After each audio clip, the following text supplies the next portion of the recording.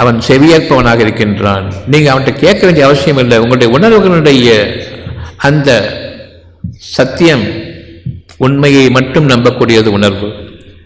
உணர்வு உண்மையை மட்டும் வெளிப்படுத்தும். நான் இந்த உலக வாழ்க்கையினுடைய பொருள்களை விரும்புகின்றேன். அந்த பொருள்களை நீங்கள் விரும்புவது படைக்கப்பட்டிருக்கின்றது. அது உங்களுடைய உணவுக்காகவும் உங்களுடைய தேவைக்காகவும் உங்களுடைய வாழ்வின் அழகான ஆதாரமாகவும் படைக்கப்பட்டிருக்கின்றன.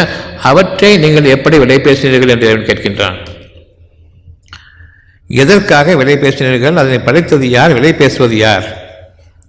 இப்பொழுது உங்களுடைய இறைவன் உங்களுடைய இருதயத்தில் உங்களுடைய கேள்விகளை அமைத்துக் கொண்டிருக்கின்றான். அவனுக்கு நீங்கள் செவிதார்த்துங்கள். அவனுக்கு பதில் சொல்லியே ஆக வேண்டும். உங்களை நிறுத்தி வச்சு எதுக்காக உணவுக்கு காசு கேட்கிறேன்னு கேட்கும் பொழுது பதில் தெளிவான பதிலாக வேண்டும். அந்த உணவை டிஸ்ட்ரிபியூட் பண்ணணுமே, அது காசு வேண்டாமா? படைத்தது யார்? அந்த உணவை படைப்பு முக்கியமா அல்லது டிஸ்ட்ரிபியூஷன் பண்ணுறது முக்கியமா? டிஸ்ட்ரிபியூஷன் பண்ணுறதுக்கு ஒரு தொண்டு உணர்வு வேணும், அவ்வளோதான். மக்களுக்கு நன்மை செய்ய வேண்டும் என்ற உணர்வு வேண்டும், அவ்வளவுதான். இதற்கு எப்படி கூலி கேட்பீர்கள்?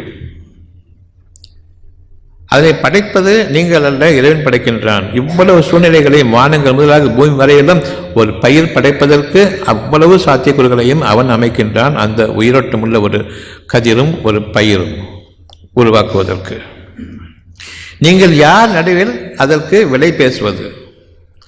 விலை பேசுவது என்பது விலையை நான் படைக்கவில்லை, விலையை நீங்கள் நிர்ணயித்தீர்கள். அதற்கான ஒரு டோக்கன், ஒரு மணி, ஒரு பேப்பர் நீங்கள் உங்களுக்காக தயாரித்துக் கொண்டீர்கள். இந்த பேப்பர் வேணும்னு சொன்னால் எனக்கு நீ அடிமையாக வேண்டும், எனக்காக உழைக்க வேண்டும். அப்படியானால் நான் உனக்கு இந்த உணவை அளிப்பேன். ஒவ்வொரு உயிரினமும் உணவின் பக்கம். அந்த உணவை நாம் தீர்மானிப்பவர்கள் அல்ல. ஒவ்வொருக்கும் ஒவ்வொரு உணவையும் அவன் தீர்மானிக்கின்றான். ருசியையும் அமைக்கின்றான், பசியையும் அமைக்கின்றான், உணவையும் படைத்து விட்டான். அந்த உணவை பதுக்கி நீங்கள் விற்றுக் கொண்டிருக்கின்றீர்கள். இதுதான் உங்களுடைய வாழ்க்கை.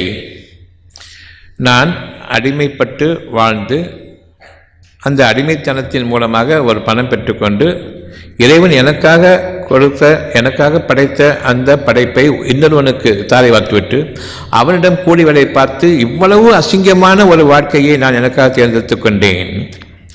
இதனை எப்படி மாற்றுவது என்று தெரியவில்லை என்று எனக்குள் நான் கேட்கின்றேன். இறைவன் கேட்கின்றான், அது என்னுடைய வேலை. உங்களுடைய விளைச்சல்களை அதிகரிப்பேன், இன்னும் அதிகரிப்பேன். விதவிதமாக நான் உங்களுக்காக பழ வகைகளையும் கனிவகைகளையும் உங்களுக்காக நான் படைப்பேன். உங்களுக்கான சூழ்நிலைகளை உங்களை நிரம்பச் செய்வேன். அப்பொழுது யார் அதனை அபகரிக்க முடியும்? காற்று உங்களுக்கான அவசிய தேவை. இதனை யாராலும் கையகப்படுத்த முடியுமா?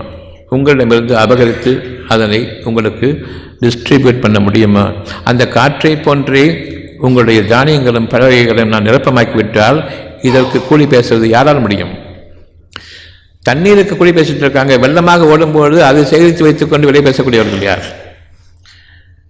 ஒன்று தண்ணி வரும்போது அரைச்சி வச்சுட்டு தரமாட்டேன்னு தாகத்தில் சாகடிக்கிறவங்க இருக்காங்க. அல்லது தண்ணி அதிகமாக கொடுக்கும் போது டேமில் சேர்த்து வச்சுக்கிட்டு அதனையும் சேர்த்து வெள்ளத்தோடு வெள்ளமாக விட்டு ஊரை மூழ்கடிக்கிறவங்க இருக்காங்க. இந்த மனிதர்களை நீங்கள் நம்புவீர்களா? இதற்காக விலை பேசுவது எவ்வளவு தவறு என்பதை நான் அறிவிக்கின்றேன் உங்களுக்காக. மீண்டும் மீண்டும் விலையை கொடுத்து வாங்க முடியாத அளவுக்கு விலைவாசி உயரக்கூடிய அளவுக்கு அங்கு பஞ்சத்தையும் ஏற்படுத்தியிருக்கின்றேன். உங்களுடைய உள்ளம் என் பக்கம் திரும்புவதற்காக.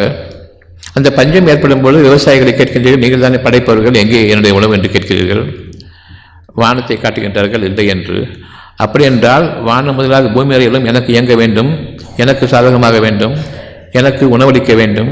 இவையெல்லாம் உங்களுக்காக இந்த வானங்களும் பூமியும் இறங்க வேண்டும், ஒன்றிணைய வேண்டும் என்பது உங்களுக்கு புரியவில்லையா? உங்களுடைய தேவைகளுக்கு நான் அவற்றை இணைத்திருக்கின்றேன். அவை உங்களுக்கு அடிமைகள் என்பதையும் நீங்கள் பார்க்கவில்லையா? இறைவனுக்கு நீங்கள் பதில் சொல்ல வேண்டும். இறைவனை நான் உள்ளத்தில் ஏற்றுக்கொண்டால் தவிர எனக்கு அந்த பதில் கிடையாது. உங்களை நிறுத்தி வைத்து ஒவ்வொரு விஷயத்திலும் கேள்வி கேட்கின்றான். நாம் உணர்வு பெறுபவர்களாக இல்லை.